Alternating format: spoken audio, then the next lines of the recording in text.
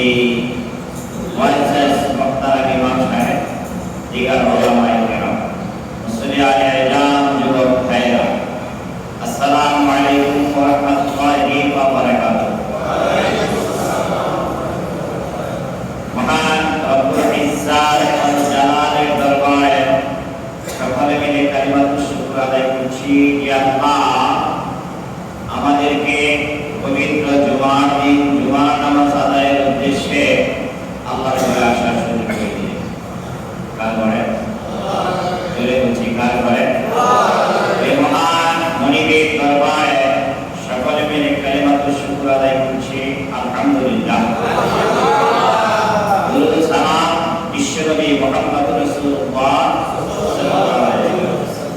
আমি গত শুক্রবারে রাসূল সাল্লাল্লাহু আলাইহি ওয়াসাল্লামের মিলাদুন নবী সিরাতুন নবী নিয়ে আলোচনা করেছিলাম। মনে আছে আপনাদের? রাসূল সাল্লাল্লাহু আলাইহি ওয়াসাল্লাম যখন নবুয়ত পাইলেন, ইসলাম প্রচার শুরু করতে লাগলেন, বিরোধিতা করতে লাগলেন সরকার আবু জেহেলের সরকার যারা ছিল। কি বলে এই কথাগুলো গতকালকে আমার আলোচনা ছিল। রাসূল সাল্লাল্লাহু আলাইহি ওয়াসাল্লামকে বিভ্রান্ত করার জন্য, মানুষের সাথে পরিচিত যেন না হয়, মানুষ যেন তাকে চিনতে না পারে, মানুষ যেন তার কাছে না যায়, মানুষ যেন তাকে ভুল বুঝে, এই জন্য প্রপাগান্ড, অপপ্রচার আবু জেহেলের সরকার যেখানে যেভাবে যেদিকে করা দরকার তারা করা শুরু করছে।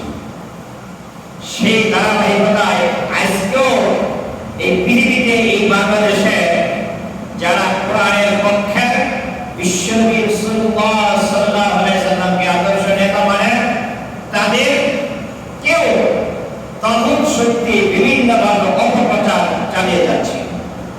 কি বলেন? ঠিক কিনা? চালিয়ে যাচ্ছে জঙ্গি গোষ্ঠী, ৭১-এর পরাজিত শক্তি, পাকিস্তানি শক্তি, বিভিন্ন কথা বলে আজকেও তাদেরকে এই অপপ্রচার, এই আবু জেহেলের ভেতর তারা চালিয়ে যাচ্ছে। কথা বলেন ঠিক কিনা? আমি আপনাদের কাছে জানতে চাই, বিগত সরকারের বিরুদ্ধে বাংলাদেশ জামাত ইসলাম তথা ইসলামী দলের কোন নেতা নেত্রীরা কি পাকিস্তান বলেছিল? পাকিস্তান গেছিল? বাংলাদেশ ছেড়ে গেছে? কিন্তু এই গত সরকার খালি ক্ষমতা ছেড়ে দেওয়ার সাথে সাথে ৩০০ এমপি দেশে, কি বলে ৩০০ এমপি মামুর বাড়ি দেশে চলে গেছে। আবু জেহেল যখন প্রপাগান্ডা করতে লাগলো, হজের মৌসুম যখন আসছে, তখন এখন তো হাজিরা হজ করতে যেয়ে বাসা নেই, কি হাজিরা হজ করতে যেয়ে বাসা নেই, হোটেল নেই। আগেকার দিনে এরকম বাসা ছিল না, হোটেলও ছিল না, ওই তাবু করে করে হাজি সাহেবরা থাকে। বিভিন্ন দেশ থেকে, পৃথিবীর বিভিন্ন দেশ থেকে হজে যাইত, হজে যায় এরকম তাবু গেড়ে গেড়ে তারা হজ করতে যেত। আবু জেহেলের সরকার, তার দলের লোকজন প্রত্যেক তাবুতে তাবুতে যায় দেওয়া হয়েছে, তোমরা হজ করবা। এই দেশে মুহাম্মদ নামে একজন পাগলের আবির্ভাব হয়েছে, তার কাছে কিন্তু কেউ যাওয়া। তারা কি আগে জানতো? তারা কি আগে জানতো? বিভিন্ন দেশের মানুষ, বিভিন্ন রাষ্ট্রের মানুষ তাবু করেছে, তাবু করছে তারা হজ করার উদ্দেশ্যে। কেউ মুহাম্মাদের নাম শুনে নাই, জানেও না। জানিয়ে দিল কেনা? আবু জেহেলের সরকার, আবু জেহেলের দল প্রত্যেক তাবুতে তাবুতে যায় দাওয়াত দিয়ে আসতো, হজ করবা। মুহাম্মদ নামের একজন পাগলের আবির্ভাব এই মক্কা নগরীতে হয়েছে, তোমরা কেউ এই মুহাম্মাদের ধারে কাছে যাও। যখন এই সংবাদ সবাই শুনলো, সবাই শোনার পরে মুহাম্মদ নামের পাগলের সে কেমন কি এটা দেখার একটা কৌতূহল হলো না? নিষিদ্ধ জিনিসের প্রতি মানুষের আকর্ষণ বেশি। সবাই মনে মনে করল যে হজ যাই করি, তোয়া একটা কম করি, বেশি করি, পাগল না দেখা যাবে, ভালো হবে না। বিশ্বনবী মুহাম্মদ রাসূলুল্লাহ সাল্লাল্লাহু আলাইহি ওয়াসাল্লাম কাবা ঘরে পূর্ব পাশে ছায়াকায় একটু দূরে দূরে পড়েছে। এই জায়গায় বসে বসে সে কোরআন তেলাওয়াত করতেছে। কোরআন তেলাওয়াতের মধ্যে এইটা ছিল যে মানুষ আল্লাহকে বাদ দিয়ে কার পূজা, কার জন্য এখানে তোয়াফ করতে আসে, সে কে?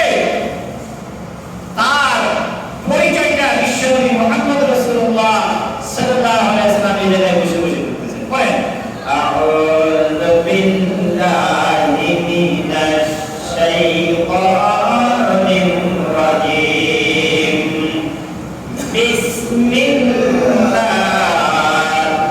الرحمن الرحيم قل هو الله أحد الله এক আল্লাহ কে যেটা বলে আল্লাহ এক আল্লাহুস সামাদ তিনি কারো মুখাপেক্ষী নন আল্লাহ এক এবং এই আল্লাহ কারো মুখাপেক্ষী লাম ইয়ালিদ ওয়া লাম ইউলাদ তাকে কেউ জন্ম দেয় নাই তিনিও কাউকে জন্ম দেন নাই জন্ম দেওয়া এক জিনিস সৃষ্টি করা আরেক জিনিস আমি কি বুঝাতে পেরেছি আল্লাহ এমন আল্লাহ যিনি এক তার কোনো শরীক তার কোনো শরীক নাই আর তিনি কারো মুখাপেক্ষী নন এই আল্লাহ কাউকে জন্ম দেন নাই তিনিও কারো কাছ থেকে জন্ম নেন নাই লাম ইয়ালিদ ওয়া লাম ইউলাদ ওয়া লাম ইয়াকুন লাহু কুফুয়ান আহাদ এই পৃথিবীতে ওই আল্লাহর সমকক্ষ আর কেউ নাই সুবহানাল্লাহ আর এর মধ্যে তারা পূজা করত 360 দেবীর পূজা তারা করত হাজার হাজার দেবী শত শত দেবী বানাইয়া তারা পূজা করত একটা আরেকটা সমকক্ষ আছে কি বলেন এই ভগবান ওই ভগবানের সমান ওইটার সমান কিন্তু বিশ্বনবী আল্লাহ রাব্বুল আলামিনের পরিচয় এখানে বসে ধরে তুলছেন আল্লাহ এক বলেন আল্লাহ এক জোরে বলেন আল্লাহ এক আল্লাহ এক আল্লাহ যদি এক না হইতো এই পৃথিবীতে যে কোনো মত শুরু হয়ে যায় তার বিমত চলে আসে সরকার এদেশে বিভিন্ন দল আছে দলের নিজেকে মধ্যেই মতানৈক্য আছে আছে না নাই সভাপতি একটা কয় সেক্রেটারি আরেকটা কয় আল্লাহ এক তার সৃষ্টির মধ্যে কেউ কোনো মতানৈক্য করতে পারে না কারো পরামর্শ দরকার হয় না আল্লাহ রাব্বুল আলামিন পৃথিবীর শুরু থেকে নিয়ে সূর্য পূর্ব দিকে উদয় করেন পশ্চিম দিকে অস্ত দেন আজ পর্যন্ত কোনদিন সূর্য পশ্চিম দিকে উদয় হয় নাই পূর্ব দিকে অস্ত যায় নাই কথা বলেন এই জন্য আল্লাহ রাব্বুল আলামিনের পরিচয় বিশ্বনবী সেখানে বসে বসে দিয়েছেন বল আল্লাহ করেন না বল আল্লাহু আহাদ আল্লাহ জোরে বলেন আল্লাহ এক আল্লাহুস সামাদ তিনি কারো মুখাপেক্ষী নয় কোন জিনিস করার জন্য কারো কাছে ধার চাইতে হয় না কারো কাছে পরামর্শ নিতে হয় না এই পৃথিবীতে লক্ষ লক্ষ কোটি কোটি মানুষ আছে বলেন এতগুলো চেহারা বানাইছেন আল্লাহ কারো চেহারার সাথে কারো চেহারার মিল নাই কথা বলেন আছে কিনা কারো চেহারার সাথে কারো মিল নাই এই যে আমরা সিগনেচার করি না সিগনেচার একজনের মিলাই আরেকজন দিতে পারে আল্লাহ রাব্বুল আলামিন এই সিগনেচার যেন মানুষ নকল করে এই জন্য একটা কিপের ব্যবস্থা করে রেখেছেন লক্ষ লক্ষ মানুষ কোটি কোটি মানুষ এই পৃথিবীতে বসবাস করে একজনের কিপ সহিত আরেকজনের কিপের সাথে মিলে না এই যে মানে হজে যখন যান তারা আঙ্গুলের ছাপ মেরে তারপরে মোবাইল উঠান না মোবাইলের সিম উঠান দেখবেন আপনার সিম আপনার দাঁড়িয়ে আমি টিপ দিলে যাওয়া উঠবে না দেখছেন যে আপনার কি করার বিষয় এই পৃথিবী সৃষ্টির ব্যাপারে পরিচালনা করার ব্যাপারে মানুষের সৃষ্ট জীবনের দিকে দেওয়ার ব্যাপারে কারোর কাছে তিনি মুখাপেক্ষী নন একাই সব কিছু করেন এই পৃথিবী পরিচালনার জন্য তার মাখলুকের খাবারের জন্য এই পৃথিবীতে কারোর কাছে তার সাহায্য চাইতে হয় না আল্লাহুস সামাদ লাম ইয়ালিদ ওয়া লাম ইউলাদ। তিনি কাউকে জন্ম দেন নাই, তিনিও কারো কাছ থেকে জন্ম নেন নাই। যদি কাউকে তিনি জন্ম দিতেন তাহলে এটা ওই দলের ওই মুহূর্তের পায়ের কি হয়েছে কি বলেন বুঝো না? চেয়ারম্যানের ছেলে যেখানে লেখাপড়া করো, এই দেশে আসলে সেই চেয়ারম্যান উত্তরাধিকারী সেটা নেতা। কারণ চেয়ারম্যানের পোলা এমপির পোলাও এরকম তার মর্যাদা হয়। আল্লাহ যদি কাউকে জন্ম দিতেন তাহলে তার পায়ে বেড়ে যেত, আর সেও আল্লাহর উত্তরাধিকারী হিসাবে খোদাগিরি খাড়ে বেঁচেইত। এই পৃথিবীতে আল্লাহ কাউকে জন্ম দেন নাই, তিনিও কারো কাছ থেকে জন্ম নেন নাই। ওয়ালাম ইয়াকুন লাহু কুফুয়ান আহাদ। আর এই পৃথিবীতে আল্লাহর সমকক্ষ আর কেউ নাই। সুবহানাল্লাহ। বলতেছিলাম এই পরিচয় কে বর্ণনা করতেছে? রাসূল। কে বর্ণনা করতেছে? কোথায় বৈশা? কাবা ঘরের কাছে বৈশা। আবু জাহেল কি করছে? সব জায়গায় পরিচয় দিয়ে গেছে কার? মুহাম্মাদের। না, কি পরিচয় দিছে? পাগল। কি পরিচয় দিছে? আপনারা কি কথা বুঝতেছেন তো? জি। আবু জাহেল প্রত্যেক পরিচয় দিয়েছে মুহাম্মদ একজন পাগল, তার ধারে কাছে কেউ যাবে না। আর প্রত্যেকেই মনে মনে ইচ্ছে করলেন লজ্জাই করে গেল মুহাম্মদ নামের পাগল না দেখে যাব না। এবার সবাই যায় তোয়াফ করতে যায়, দেখে বিশ্বনবী সেখানে এই বাড়ি প্রচার করতেছে। কি বাড়ি? আল্লাহু আহাদ আল্লাহুস সামাদ লাম ইয়ালিদ ওয়া লাম ইউলাদ ওয়া লাম ইয়াকুন লাহু কুফুয়ান আহাদ। মানুষ তার কাছে গেলেন, তার কাছে যাওয়া সর্বপ্রথম তার চেহারাটা দেখলেন। সুবহানাল্লাহ। চেহারা দেখার সাথে সাথে প্রত্যেকটা মানুষের দিনের পরিবর্তন হয়ে গেল। ইয়া কি যেন যেন চেহারা কে বানাইছেন? আল্লাহ। বলেন আল্লাহ। হযরত ইউসুফ আলাইহিস সালাম তিনিও সুন্দর ছিলেন, আমার নবীও তিনিও সুন্দর ছিলেন। ইউসুফ নবীর প্রেমে পড়েছিল জুলাইখা, তাকে দেখে তার প্রতি লোভ হয়েছিল, আকর্ষণ হয়েছিল। এই জন্য মিশরের মেয়েরা এই জুলাইখার প্রতি ধিক্কার দিয়েছিল, বলছিল তুমি একটা বাদশার স্ত্রী, তুমি একটা চাকরের প্রেমে পড়ছো, কয়েদির প্রেমে পড়ছো। জি জি। জুলাইখা বলল আমি কেমন মানুষের প্রেমে পড়ছি তোমাদেরকে একটু বুঝাই। আমার বাসায় তোমরা দাওয়াত দিয়ে আসো, ওই মিশরীয় মেয়েদেরকে, সুন্দরী মেয়েদেরকে তার বাসায় শুধু সুন্দরী মেয়ে বলতে অন্যান্য মেয়ে বোঝায় নাই। এখানে রাজা বাদশাহ মন্ত্রী এমপি তাদের মেয়েরা, তাদের বিবিরা গেছেন।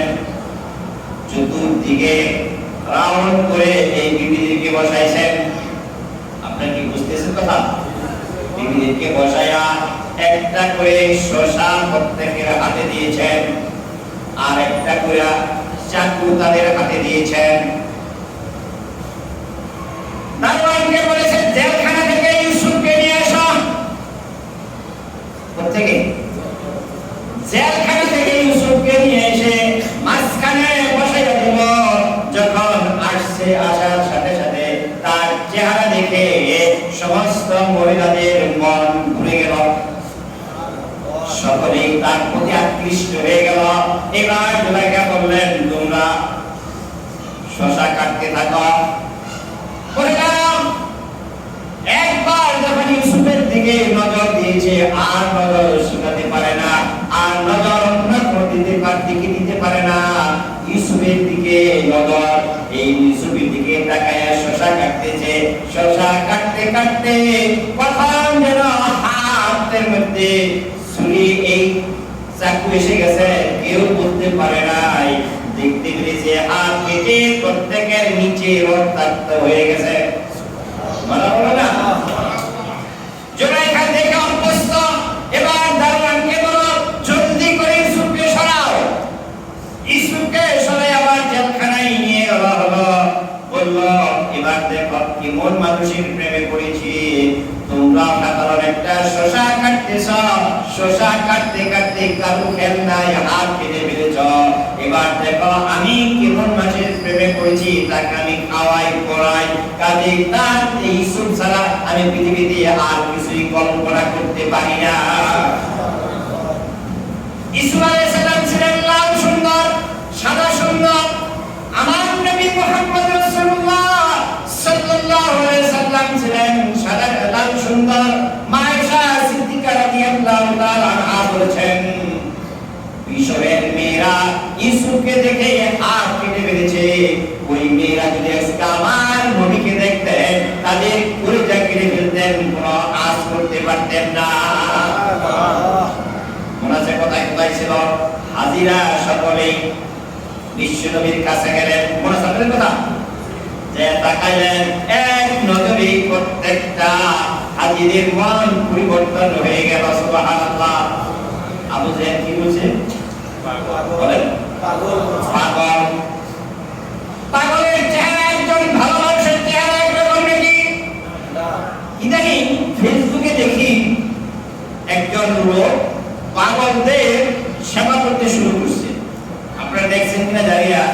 পাগল ধরে ধরে নিয়ে এটা মাথার চুল কেটে দেয়, ভালো সাবান দিয়ে গোসল করে দেয়, তারপরে মানে তার একটা নতুন কাপড় পরিয়ে দেয়, আমার পরে একটু হাসি দেয়। আমি দেখছি এটা। আগের অবস্থা আর পরের অবস্থা কি একরকম? আগে খুশকু খুশকু চুল, ময়লা যুক্ত কাপড়। এই মক্কার হাজী সাহেবরা বিশ্ব নবীর কাছে গেলেন পাগল দেখার জন্য। যে দেখেন এর মধ্যে পাগলের কোনো চিহ্ন নাই, এমন সুন্দর চেহারা। এই চেহারার দিকে তাকালে আর আকাশের চাঁদের দিকে তাকালে আকাশের চাঁদের মধ্যে কোন স্পট থাকতে পারে দেখা যায়, এমন চেহারা দেখা যায়। এই চেহারার মধ্যে কোন প্রকার স্পট নাই, এত সুন্দর মাধুর্য চেহারা। সুতরাং এই চেহারার মানুষকে যে পাগল করেছে, এই মানুষ পাগল না, আসলে ওরাই পাগল। বলা হবে না? তারা যখন দেখলেন, দেখার পরে মন্ত্র শুনলেন, তার কালাম শুনলেন। কালামটা তিনি বলতেছেন আল্লাহ এক, তার সমকক্ষ কেউ নাই, তিনি কার মুখাপেক্ষী না। আসলেই তো আমরা যার উপাসনা করতে আসি, এখানে মূর্তিটা বানাইছে আমরা। কি বলেন? মূর্তি কারা বানাইছে? মানুষে বানাইছে। আবার এরা ভাঙ্গে কালাম বলেন বলেন, মানুষই ভাঙ্গে, মানুষই বানায়, মানুষই ভাঙ্গে। আর ওই মুহাম্মদ মুস্তাফা সাল্লাল্লাহু আলাইহি সাল্লাম পরিচয় দিয়েছেন ওই আল্লাহর। কাজে এই মানুষটা পাগল না, এই মানুষটাই সঠিক মানুষ, কোনো সন্দেহ নাই। বিশ্ব নবীর কালাম শেষ হলো, মানুষগুলো তাকে ভিড় করে আসল, হাজার হাজার মানুষ, শত শত মানুষ এক বাক্যে বিশ্ব নবীকে প্রস্তাব দিয়ে বললেন, আমাদের ভুল আমরা বুঝতে পেরেছি, আমাদেরকে করেন লা ইলাহা ইল্লাল্লাহ মুহাম্মাদুর রাসূলুল্লাহ লা ইলাহা ইল্লাল্লাহ লা ইলাহা ইল্লাল্লাহ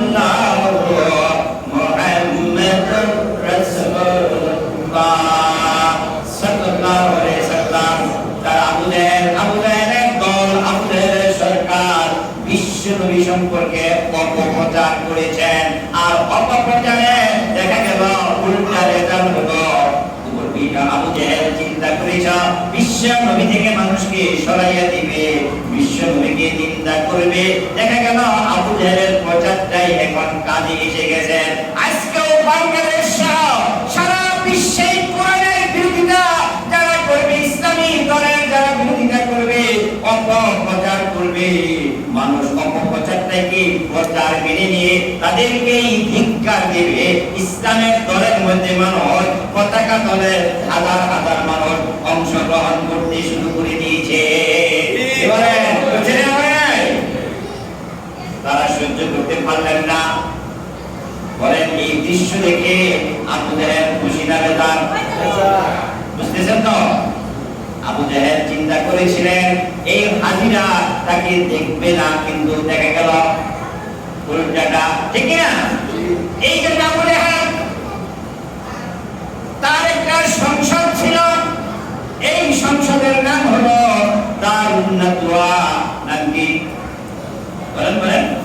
দারুন নাদওয়া। আবার বলেন দারুন। পৃথিবীতে আইন যে জায়গায় প্রণয়ন করা হয়, যে দেশের আইন যে জায়গায় প্রণয়ন করা হয়, ওই সংসদের একটা নাম আছে। বাংলাদেশের সংসদের নাম হলো সংসদ ভবন। আমেরিকার সংসদের নাম হলো হোয়াইট হাউস। এরকম বিভিন্ন দেশে, ভারতের নাম হলো বিধানসভা। আবু জাহেলের সংসদ ভবন ছিল, যে আইন প্রণয়নের যেই ভবনটা ছিল তার নাম হলো দারুন নাদওয়া। বলেন না কেন? দারুন নাদওয়া। সেখানে বসে বসে আইন পাস করা হয়। সেখানে সবাই মিলে আইন পাস করলো। এই মুহাম্মাদের সাথে কোনো দিক দিয়ে আমরা পারি না, যে দিক দিয়ে আটকান ওই দিকটা ইচ্ছে বেরিয়ে যায়। আমরা তাকে বন্ধ করতে চাই, সে প্রকাশ হয়ে যায়। সুবহানাল্লাহ না? ইউরিদুনা লিইউতফিউ নূরাল্লাহি বিআফওয়াহিহিম ওয়াল্লাহু মুতিম্মু নূরিহি ওয়ালাউ কারিহাল মুশরিকুন। ইউরিদুনা লিইউতফিউ নূরাল্লাহি বিআফওয়াহিহিম। তারা চায় আল্লাহর নূরকে ফু দিয়ে নিভিয়ে দিবে। কি দিয়ে নিভিয়ে দেব? বলেন না? তারা কাফের মুশরিকরা, ওরা চায় আল্লাহর আলোকে, আলো মানে কি? কোরআন, দাওয়াত, বিশ্বনবীর দাওয়াত, এই দাওয়াতকে ফু দিয়ে উড়িয়ে দিবে। এত সহজ?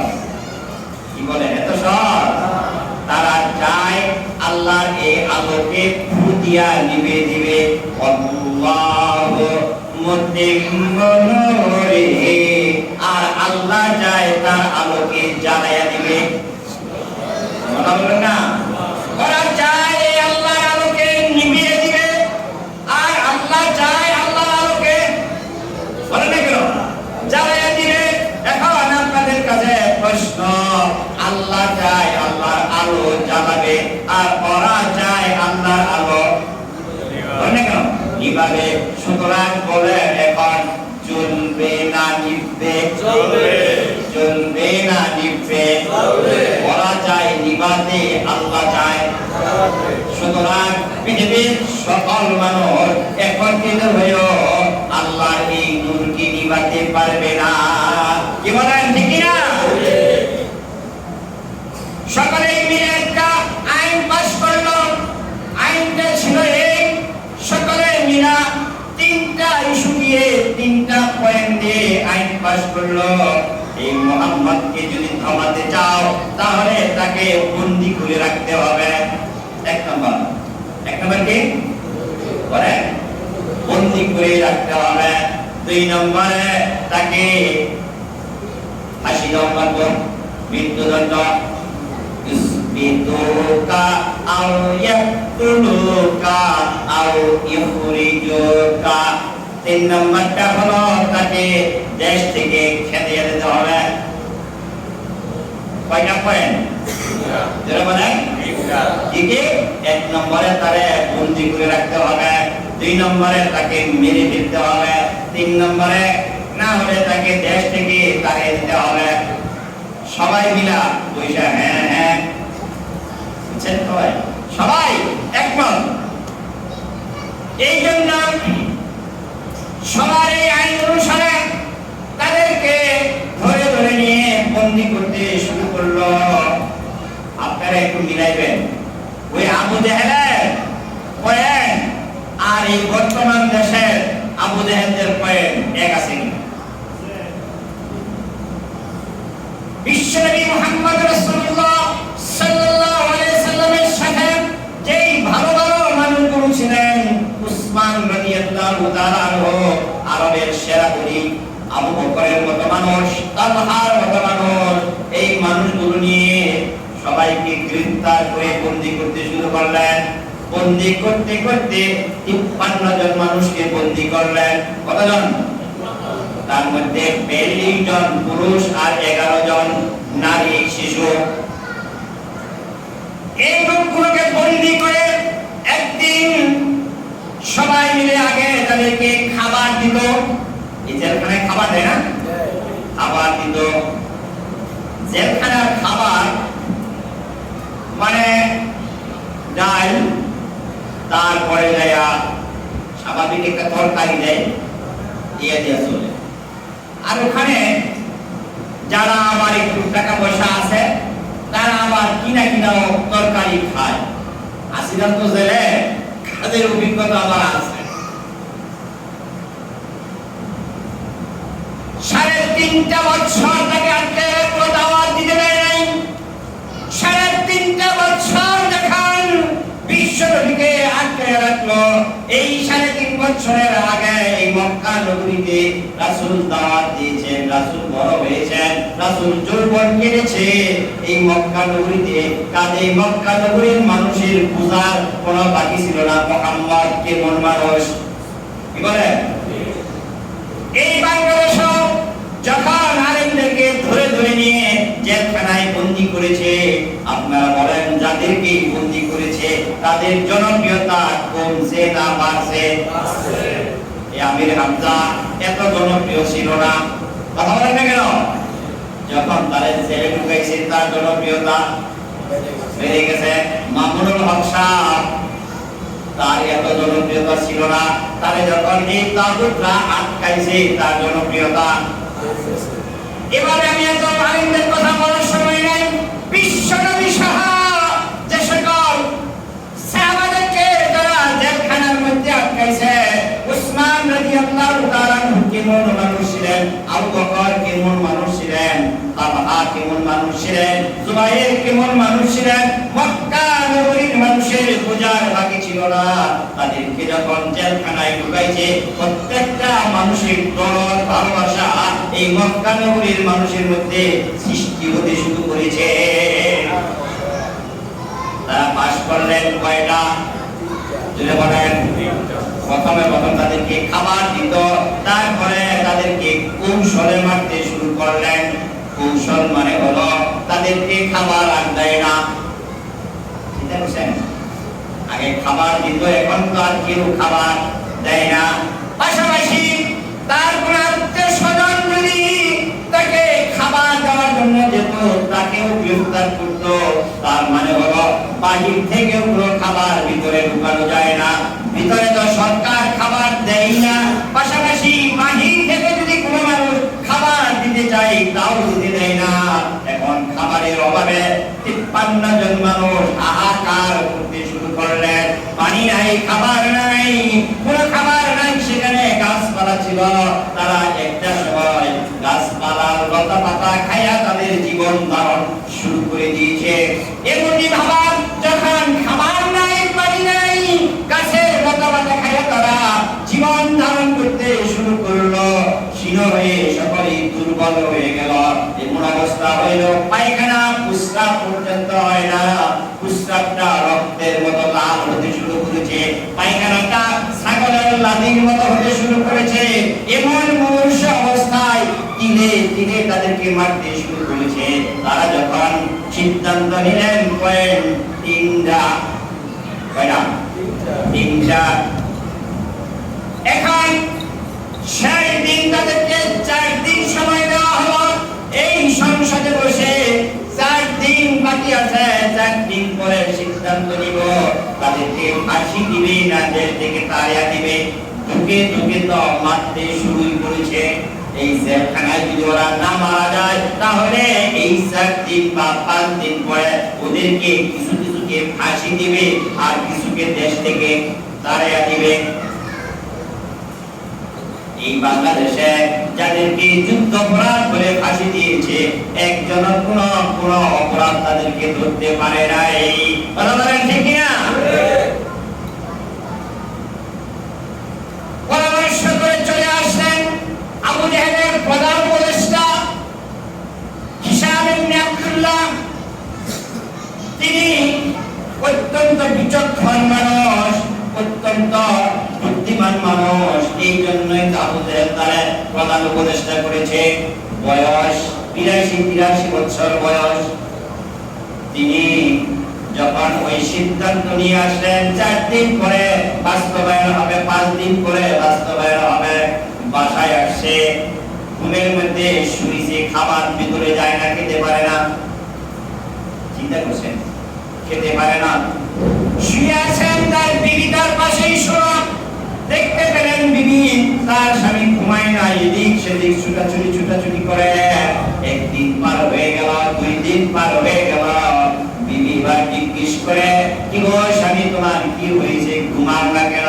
আজকে কয়েকটা দিন ধরে লক্ষ্য করছি তোমাকে খাবার দিলে খেতে পারো না, কি হয়েছে তোমার? বিবেবার তিনি জবাব দিয়েছেন, বিবি গো খেতে পারি না এই জন্যই আমার চোখে দেখা ভালো মানুষগুলো আবু বকর, ওসমান, তালহা, জুবায়ের এর সাথে বিশ্বনবী মুহাম্মদ সাল্লাল্লাহু আলাইহি সাল্লামের মতো মানুষ সেখানে জেলখানার মধ্যে না খায়া ধুকে মারা যাচ্ছে। 4 দিন পরে 5 দিন পরে সিদ্ধান্ত হবে এই মানুষগুলোকে হয়তো ফাঁসি দেওয়া হবে, নয়তো এই দেশ থেকে তাড়াইয়া দেওয়া হবে। তাড়াইয়া আর ফাঁসি দেওয়ার আগেই দেখতে পাচ্ছে এই মানুষগুলো সেখানে ধুকে পড়ছে। সুতরাং এই মানুষগুলোকে কেমনে সেখান থেকে বাঁচানো যায় এই চিন্তায় আমার ঘুম হয় না। তারা কি মুসলমান? মুসলমান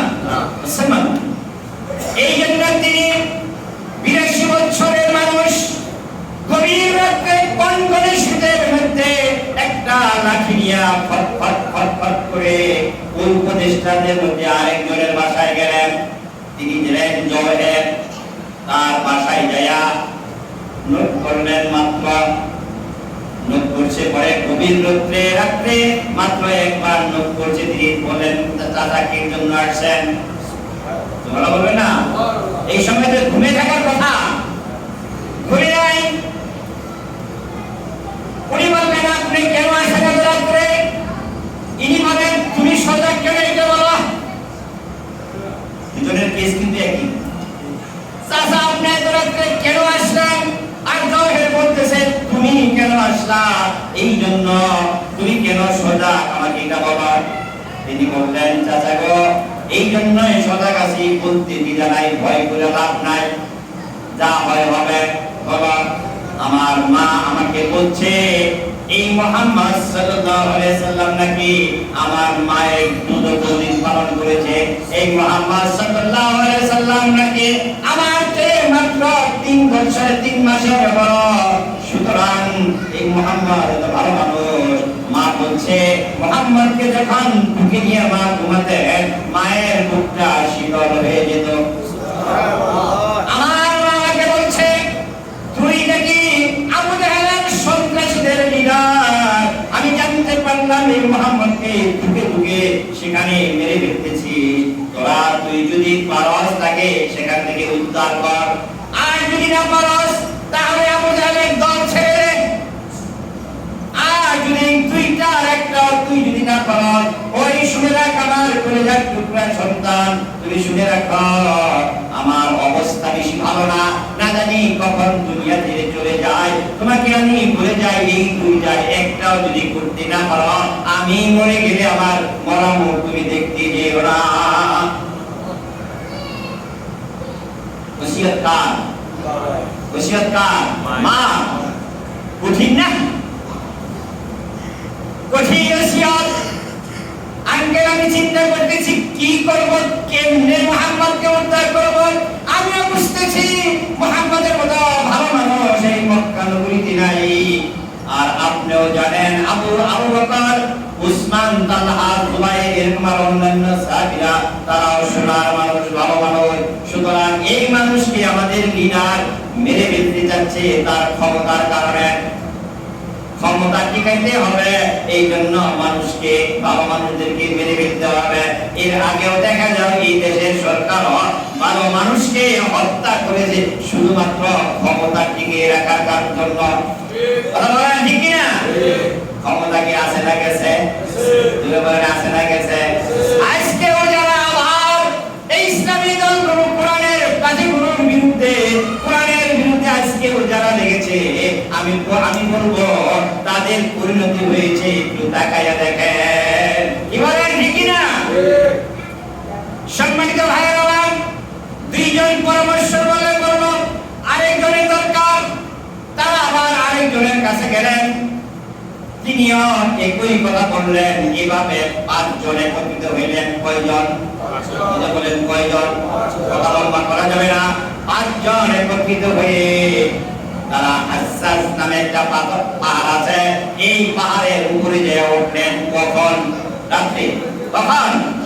গভীর রাত্রে। এক পাহাড়ে যাইয়া সকলে মিলে হাতের সাথে হাত লাগিয়ে বলে, প্রতিজ্ঞা করা সকলেই মুহাম্মদকে কারাগার থেকে মুক্ত না করে সকালের নাস্তা করব না। তাদের ঈমান ছিল নাকি? ঈমান ছিল না। কিন্তু ভালো মানুষগুলো মেরে ফেলে এই বিবেক, এই চিন্তা, এই ইনসাফ তাদের ভিতরে ছিল। কি বলেন? সকলে হাতে হাত রেখে প্রতিজ্ঞা করলেন। কি প্রতিজ্ঞা? মুহাম্মদকে উদ্ধার না করে সকালে নাস্তা করবে না। গভীর রাতে এই 5 জন আবু জেহেলের কোরআন দরজায় নক করলো, বলল, আবু জেহেল নেতা উঠেন। কি হইছে? তোমরা কি আজকে মুহাম্মদকে মারতে চাও নাকি? বুঝলে কথা ছিল না? কি করবে? মেরে ফেলবে অথবা দেশ থেকে তাড়িয়ে দিবে। বন্দি তো করে রাখছে, আর বন্দি কর দিবে তো ধুকে ধুকে মরতেছে, খাবার দেয় না, তাহলে অনেক বাইরে হয়। আবু জাহেল চিন্তা করলেন, আমার নেতা, আমার সঙ্গীদের মন মানসিকতা ভালো হয়ে গেছে না, আজকে মেরে ফেলবে। কি করতে চাও? হিসাব জবাব দেয়, কোনো কিছুই করতে চাই না, জেলখানার চাবিটা দেন। কেন? মুহাম্মদকে মুক্ত করতে হবে, মুহাম্মদের অনুসারী দল যারা আছে তাদেরকে মুক্ত করতে হবে। আবু জেহেল বলেন, মাথা কি ঠিক আছে দেখি? ভাই ঠিক আছে, মানে ভাই কালকে মাত্র 3 দিন আগে মাত্র সিদ্ধান্ত নিলাম, হয়তো মেরে ফেলবো, না হয় দেশ থেকে তাড়াইয়া দিব, কিন্তু আজকে তোমরা উল্টাটা বলতেছ, মুহাম্মদকে মুক্ত করতে হবে। মাথা ঠিক আছে কিনা? সকলেই ওমর থেকে তলোয়ার করে বললেন, এই দেখুন তলোয়ার, যেই তলোয়ার আপনার উপদেশে চলছে, আজকে যদি চাবি না দেওয়া হয় আপনার বিরুদ্ধে তলোয়ার চালানো হবে। সম্মানিত ভাইরা, চাবি দিলেন। বিশ্ব নবী সহ 53 জন যারা ছিলেন সকলকেই সেখান থেকে মুক্ত করে দিলেন। সুবহানাল্লাহ। तरक्की के जो मुसलमानों ने आज दिन मिट रही है इस दुनिया में तुम लोगों के सामने, क्या जब देगा रोज हशर में मुस्तफा के सामने। যেদিনের জন্য, যে কোরআনের জন্য বিশ্ব নবী জেল খাটলেন, এই রক্ত দিলেন, না খায়া থাকলেন, আজকে এই দিন যদি আমার আপনার সামনে মিটে যায়, এই দিনের কাজ যদি না থাকে, এই দিন একামতে দিনের দিন প্রতিষ্ঠার কাজ যদি আমরা না করি, আমি জানতে চাই মুসলমান হাসরের ময়দানে আমার রাসূলের সামনে জবাব দেওয়া যাবে নাকি?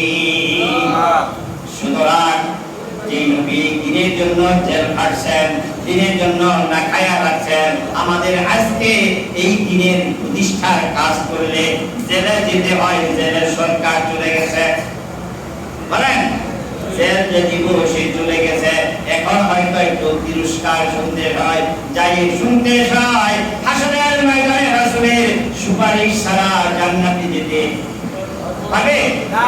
আপনি তাহাজ্জুদ করেন, আওয়াবিন করেন, যাই করেন না কেন, রাসূল যদি উম্মত হিসাবে পরিচয় না দেয় তাহলে আমার আপনার জান্নাতে যাওয়া সম্ভব না। সুতরাং আমার ওই রাসূল যেই দিন প্রতিষ্ঠার কাজ করেছেন, আমাদের সকলের সেই দিন প্রতিষ্ঠার কাজ করা দরকার আছে না নাই? কারা করতে রাজি আছেন? আল্লাহ কবুল করেন, সকলে বলেন আমিন।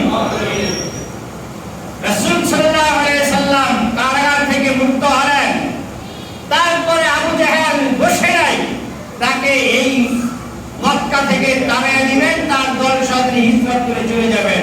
এই কথা আল্লাহ বাসে রাখলে আগামী শুক্রবারে আসবো, শুনবেন তো ইনশাআল্লাহ? আল্লাহ কবুল করেন, সকলে বলেন আমিন।